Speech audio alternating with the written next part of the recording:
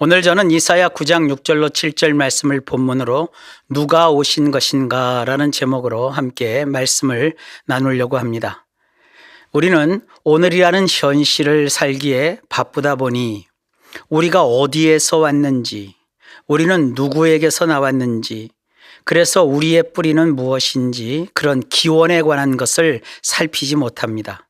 그런 기원에 관한 것은 몇몇 고대사에 관심이 있는 학자들이 쓴 논문에서나 다루는 내용이라서 저같이 평범한 부류의 사람들은 인생살이에서 그런 것을 알든 모르든 별로 중요하지 않습니다. 뭘 안다 해도 그것이 여기저기 조금씩 흩어져 있는 자료들을 학자의 상상력으로 짜깁기 한 것이라서 100% 확실한 진실도 아닙니다. 그러다 보니 당장 닥친 현재의 삶이나 우리가 흥미를 느끼는 주제가 아니면 눈길이 가지 않습니다. 크리스마스 역시 마찬가지입니다. 말들은 많이 하지만 크리스마스가 도대체 뭔지, 이 크리스마스의 기원이 무엇인지 이런 것은 사람들이 잘 살피려 들지 않습니다. 크리스마스는 그저 1년 가운데 연말이면 가족이나 친구끼리 함께 즐겁게 지내는 날에 불과하지 그 이상도 그 이하도 아닙니다. 로마 교황을 비롯하여 종교계에서는 성탄절 메시지를 내서 인류가 서로 평화롭게 지내자고 하고, 사람들은 크리스마스 캐럴, 트리, 카드, 축제, 선물, 특별 행사 등으로 아름다운 추억을 남기면 그만입니다. 우리는 교회에 안 다니는 사람도 일반 상식 정도로 알고 있지만 예수님에 대한 기본 지식조차 없는 태국 같은 경우에는 크리스마스를 서양에서 유래한 연말 축하 행사 정도로 여깁니다. 먹고 마시고 즐기는 축제 정도로 생각합니다. 이런 세상 흐름에 편승하여 올해 크리스마스 성탄절은 코로나도 있고 하니 무덤덤하게 지나갈 수도 있습니다. 성경에도 있듯이 사실이지 날이 중요한 것은 아닙니다. 어떤 사람은 이 날을 전날보다 낮게 여기고 어떤 사람은 모든 날을 같게 여기나니 각각 자기 마음으로 확정할지니라.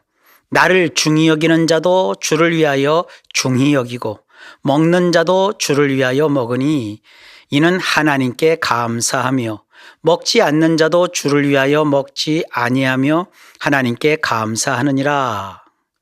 하지만 1년에 한 번뿐인 이 성탄의 시즌에 저는 어쩌면 세상 사람들은 별로 흥미를 느끼지 않거나 관심을 가지지 않는 우리가 믿는 이 신앙의 기원에 대한 기초를 든든히 다져보려 합니다. 왜 그래야 하느냐 하면 예수님을 안 믿는 사람이라면 모를까, 믿는 자라면 적어도 내가 누구를 믿고 있는 것인지 분명히 알아야 하기 때문입니다. 성경이 이렇게 교훈합니다.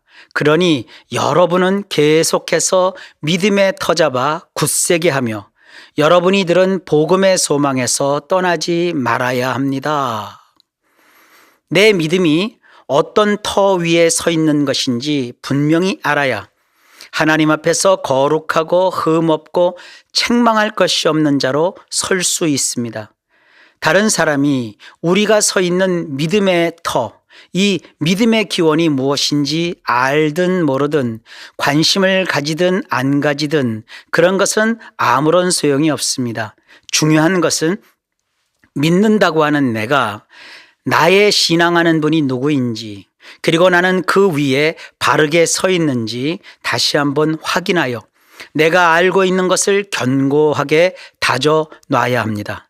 그래야 성경이 말하는 대로 좌우로 치우치지 않고 바른 길로 가고 올바른 행동을 하며 주님 보시기에 거룩하고 흠없고 책망할 것이 없는 참 신앙을 가진 자가 됩니다. 지금 한국 교회의 수준이 어느 정도이냐 하면 그 사람이 교회 예배에 잘 출석하고 있느냐 아니냐, 이런 것으로 신앙을 가졌느냐 아니냐를 따집니다. 물론 예수님을 믿는 사람이라면 교회 예배에 참석하는 것이 맞습니다. 한 번도 읽어본 적도 없는 금빛 찬란한 금칠한 성경책을 옆에 끼고 예배당 회중석에 앉아 있으면 그것이 예수쟁이, 신앙생활하는 사람인 줄 압니다. 그런 관점은 예수님이 누구신지, 우리가 믿는 신앙이 무엇인지 모르는 사람들이 가지는 입장입니다. 정말로 중요한 것은 교회에 다니는 그 사람이 그 손에 들고 다니는 성경책을 얼마나 가까이 하며 그것을 읽고 묵상하고 그 안에 기록한 말씀의 교훈대로 살려고 힘쓰고 애쓰고 있느냐지. 그리고 정말로 예수님을 자기 자신의 구주로 영접하여 그 예수님을 자기 인생의 주인으로 자기 생명을 구원하여 영원한 생명을 주실 그리스도로 믿고 있느냐, 이런 것이 중요한 겁니다. 이 신앙의 기초가 탄탄하게 다져 있는 사람은 다른 사람이 없는 사막 한가운데 나 홀로 있다 해도 밤하늘의 별의 수를 헤아리며 창조주이신 하나님께 참된 경배와 찬양을 올리며 주님을 예배했던 아브라함처럼 혼자서도 하나님을 사랑하고 경외하며 주님의 사람으로서 행동할 수 있습니다. 세상 부귀 영화와 명예 혹은 세상 친구가 다 나에게 등 돌리고 떠나갔어도 나는 주님 한 분으로 만족한다고 고백합니다. 그러나 그 안에 주님에 대한 참된 신앙이 없는 사람은 환경이 달라지고 조건이 바뀌면 언제 내가 교회를 다녔느냐? 내가 언제 예수님을 믿었느냐? 그러면서 주님을 뿌리치고 세상으로 향합니다.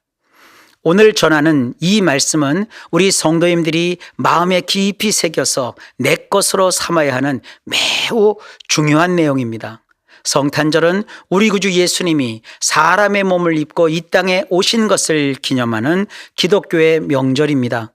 물론 12월 25일에 예수님이 태어나신 것은 아닙니다.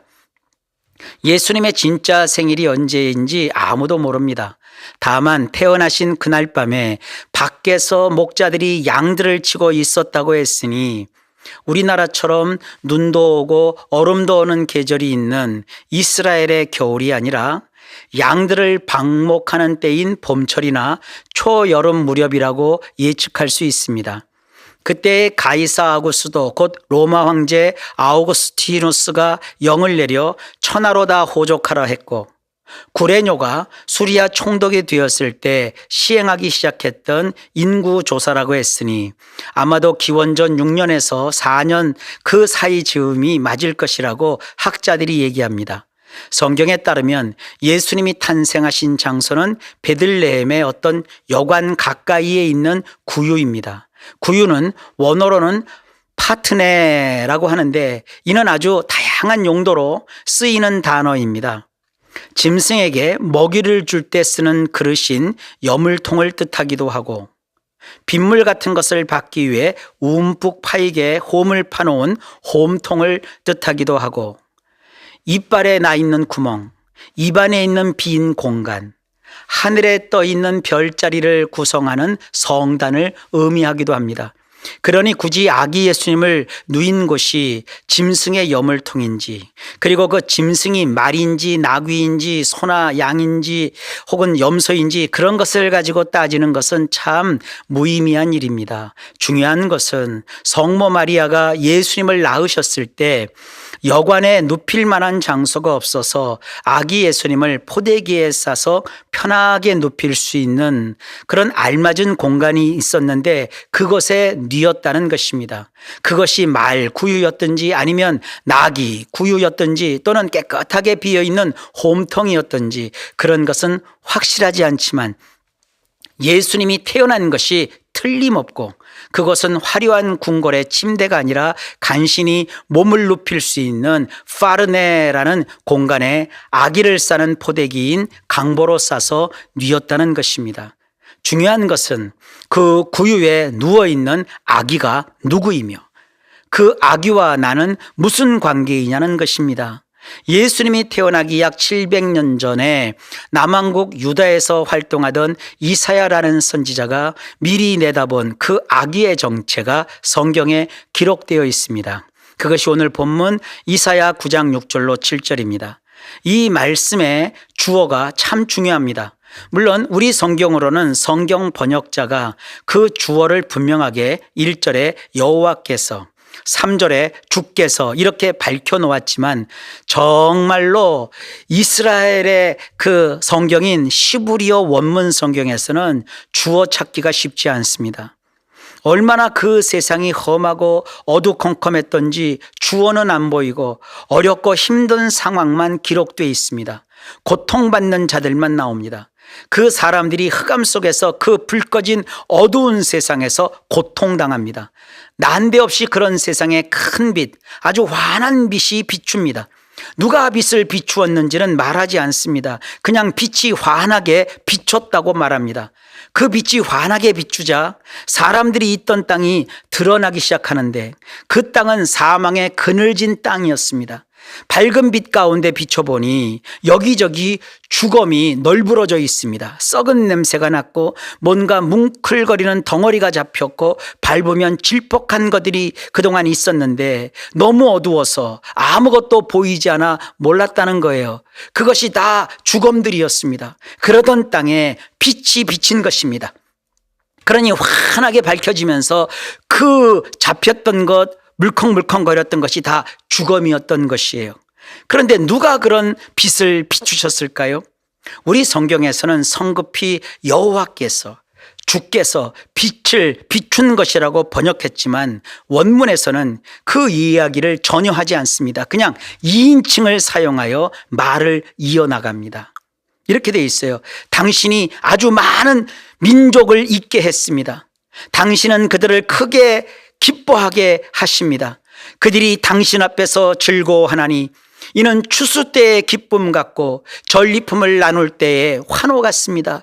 그 당신이 누구이신지 성경 본문에서는 그 정체를 밝히지 않습니다. 그러다 6절에서 난데없이 그 2인칭이신 당신께서 자기 아들을 한 아기로 태어나게 하신다고 예언합니다.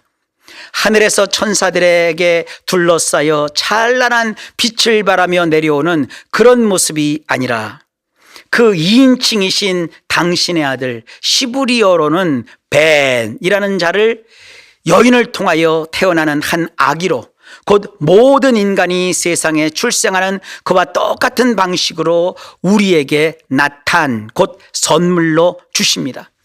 주검들이 널브러진 사망의 그늘진 땅, 그 흑암에 행하던 백성에게 큰 빛을 비추어 밝게 하신 그 2인칭이신 당신께서 선물로 인간으로 태어나게 하시는 그 아기는 그 2인칭 당신의 아들이라고 밝힙니다. 그래서 그 2인칭 당신을 알려면, 바로 보려면 우리는 그 아들을 보면 됩니다. 특별한 시력이 있어야만 볼 수 있는 아기가 아닙니다. 누구나 만나서 직접 보고 듣고 만질 수 있는 그런 아기로 고통받던 자들에게 흑암을 없이 하시고 세상 모든 민족을 존재하게 하시고 그들로 크게 기뻐하게 하시는 그 2인칭 당신이 낳게 하신 그 아기만이 그 절대자를 알 수 있고 만날 수 있게 하는 유일한 분이라는 겁니다. 그분을 가리켜 천사장은 요셉에게 아들을 낳으리니 이름을 예수라 하라. 이는 그가 자기 백성을 그들의 죄에서 구원할 자이심이라. 이렇게 말하며 예수라는 이름의 뜻이 인간을 죄에서 구원할 자라는 것을 일러주었고, 성모 마리아에게는 천사가 보라 내가 잉태하여 아들을 낳으리니 그 이름을 예수라 하라. 그는 큰 자가 되고 지극히 높으신 이의 아들이라 일컬어질 것이요 주 하나님께서 그 조상 다윗의 왕위를 그에게 주시니 영원히 야곱의 집을 왕으로 다스리실 것이며 그 나라가 무궁하리라 라고 알렸습니다. 이것이 이사야서에 나오는 말씀입니다. 예수님이 아기로 태어나셨다는 것은 그냥 한 여자가 아들을 낳았구나 이러면서 지나갈 일이 아닙니다. 임신하는 순간 이 아기가 아들인지 딸인지 아는 이가 없지 않습니까? 그런데 성경은 마리아가 잉태하던 그 때보다 약 700년 앞서서 이사야의 예언을 통해 아들이라고 분명히 밝혔고, 또한 그 아들이 누구신지 그 정체도 자세하게 설명합니다. 온 인류에게 큰 빛을 주신 그 2인칭 절대자 당신께서 자기 아들을 인간 아기로 우리에게 선물로 주어 한 여인의 몸에서 태어나게 하신다는 것도 신비하고 놀라운 일인데, 그 아들의 정체가 무엇인지까지 미리 알려주신 것도 엄청난 사건입니다. 그런데 문제는 그분의 정체에 대하여 오늘날 소위 예수님을 믿는다는 사람인 우리 그리스도인들 가운데 너무도 많은 사람이 잘 모르고 있다는 것입니다.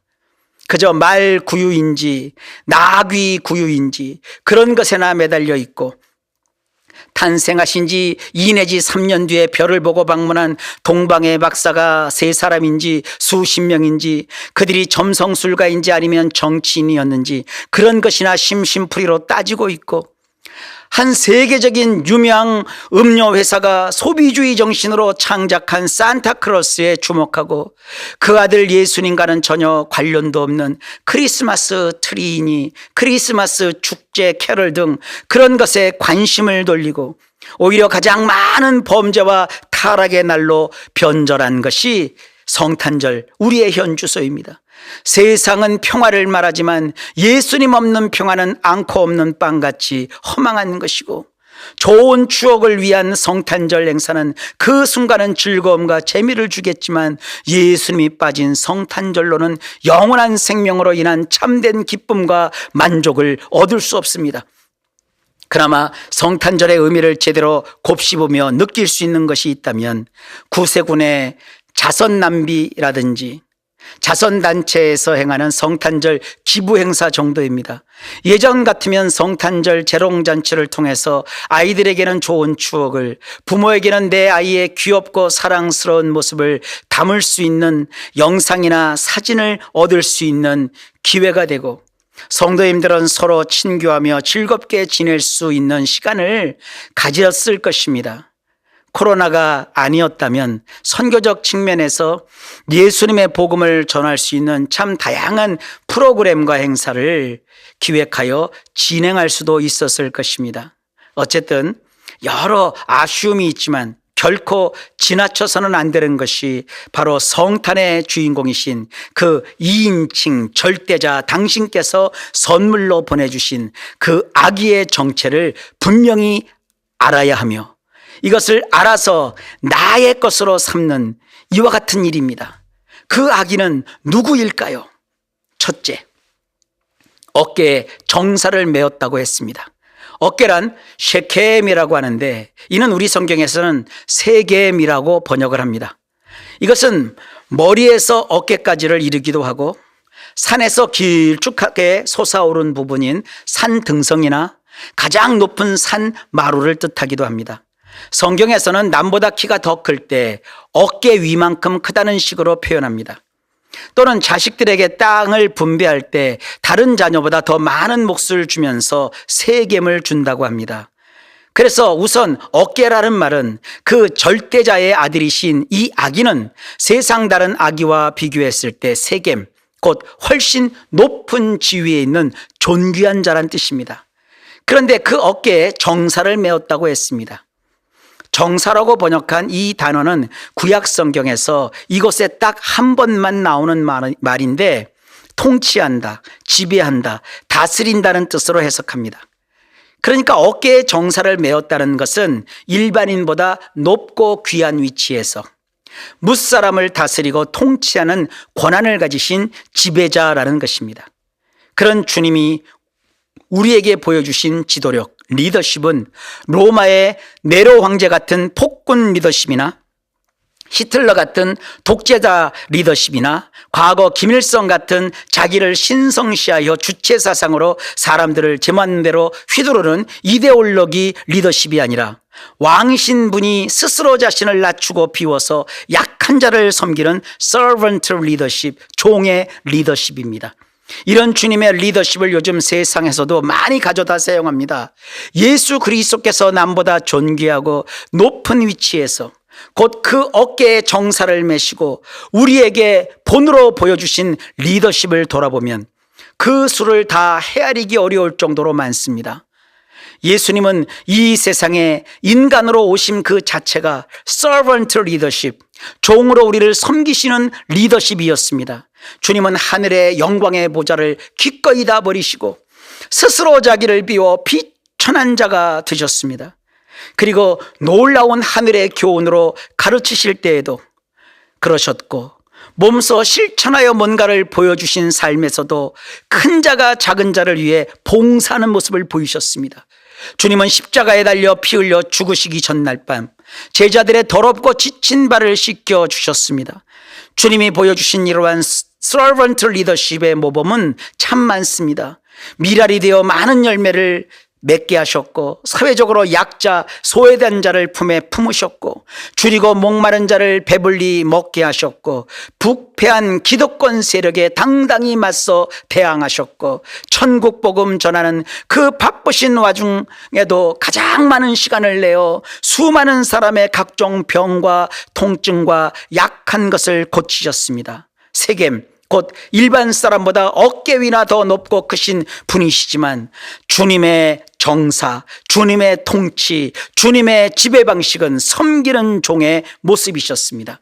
이런 것을 가만히 놓고 묵상해 보면 예수님을 거부하거나 안 믿는 것은 진정이지 인생에 있어서 큰 손해를 보는 일입니다.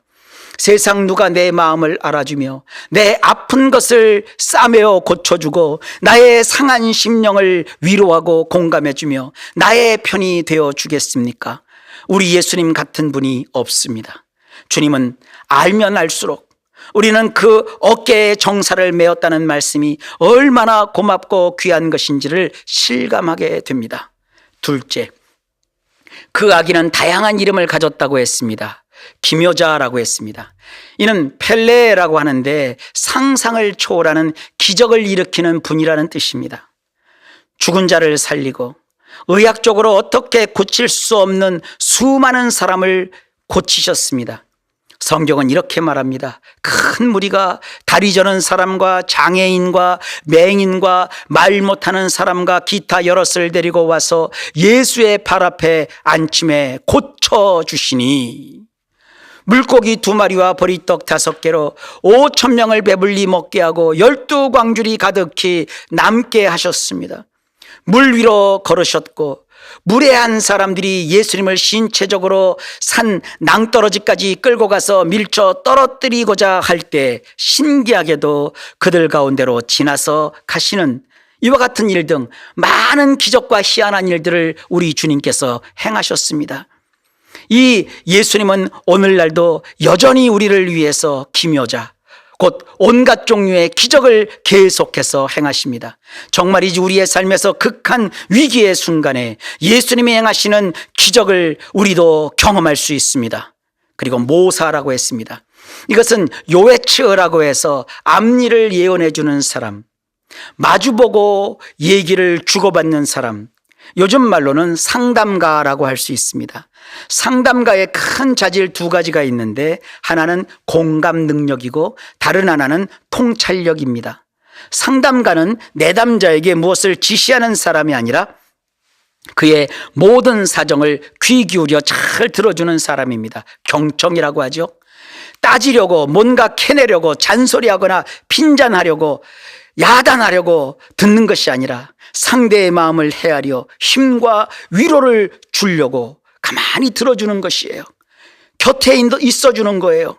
그리고 가장 현명한 선택과 결정을 하도록 돕는 그러한 통찰력 있는 사람, 이것이 바로 요에츠 상담가입니다. 우리 예수님이 그런 역할을 하신다는 말이에요. 그래서 우리는 요에츠, 나의 상담가 되시는 주님께 순간마다 기도할 수 있습니다. 시편 기자는 그래서 이렇게 고백합니다. 여호와여, 나의 말에 귀를 기울이사 나의 심정을 헤아려 주소서. 나의 왕 나의 하나님이여, 내가 부르짖는 소리를 들으소서. 내가 주께 기도하나이다. 여호와여, 아침에 주께서 나의 소리를 들으시리니 아침에 내가 주께 기도하고 바라리이다. 전능하신 하나님이라고 또 했습니다. 이를 엘 기보르라고 하는데 엘은 하나님이란 뜻이고 기보르라는 말은 힘과 기술과 재주가 확실하게 검증되어 뛰어나기가 높기 때문에 이로 인해서 가지는 담대함, 대범함을 의미합니다. 그래서 전능하신 하나님이란 못 이룰 것이 없고 안 되는 일이 없으며 불가능이 없는 전지전능하신 하나님이란 얘기입니다.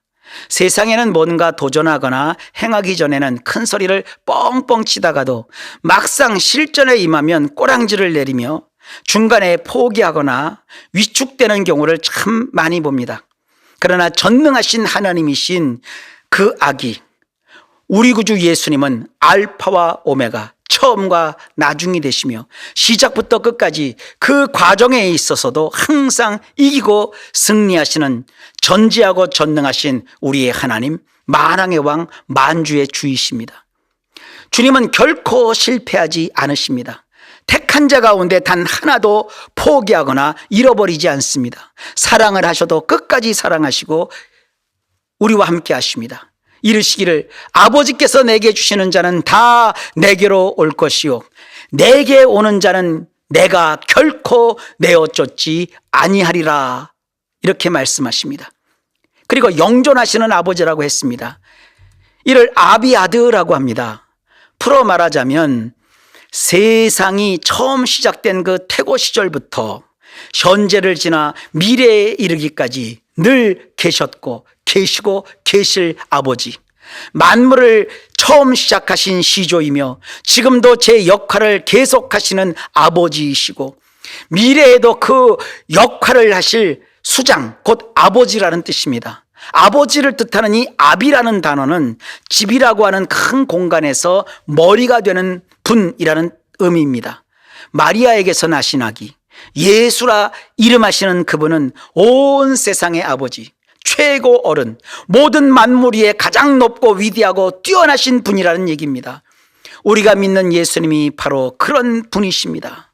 영존하시는 아버지, 알파와 오메가, 처음과 나중, 과거, 현재, 미래, 어느 때, 어느 지점, 어느 순간에도 항상 우리 예수님은 영존하시는 아버지, 그 자리에 계시는 분이십니다. 그리고 평강의 왕이라고 했습니다. 이를 샤르 샬롬이라고 하는데 이 샤르라는 것은 대장, 추장, 수장, 그런 우두머리를 의미합니다. 예수님은 우리에게, 그리고 우리가 사는 이 인간 세상에 평화를 주시며 평화를 주관하시고 평화를 선도하시는 대장이십니다. 그래서 예수님을 가정에 모시면 가정의 샬롬, 그 평화가 임하고 사업이나 직장 생활을 할 때 예수님을 나의 진정한 리더, 나의 회장님, 나의 대표님, 나의 사장님, 나의 팀장님으로 삼아 의지하고 맡기고 순종하면 샬롬, 평화가 이루어집니다. 공부할 때도, 자녀를 키울 때에도, 일하거나 운동하거나 쉬거나 놀 때에도 항상 주 예수님을 나의 삶의 추장, 수장, 대장, 우두머리, 나의 지존으로 섬기면 평화하게 됩니다. 예수님을 모신 사람에게는 주님의 샬롬, 그 평화가 임합니다. 이러한 이름을 가지신 예수님은 우리의 삶에서 엄청난 위협을 이루십니다. 그것을 이사야 오늘 본문에서 이렇게 말합니다. 그 정사와 평강의 더함이 무궁하며 또 다윗의 위에 앉아서 그 나라를 굳게 세우고 자금 이후 영원토록 공평과 정의로 그것을 보존하실 것이라. 만군의 여호와의 열심히 이를 이루시리라. 이 구절을 좀 더 쉽게 번역한 새 번역으로 읽어보면 더욱 실감이 납니다. 그의 왕권은 점점 더 커지고 나라의 평화도 끝없이 이어질 것이다. 그가 다윗의 보좌와 왕국 위에 앉아서 이제부터 영원히 공평과 정의로 그 나라를 굳게 세울 것이다. 만군의 주님의 열심히 이것을 반드시 이루실 것이다. 이는 우리가 예수님을 믿을 때 실제로 우리 삶에서 연속하여 나타날 놀라운 일입니다. 저는 오늘 이 땅에 아기로 오신 예수님의 정체를 풀어서 말씀드렸습니다.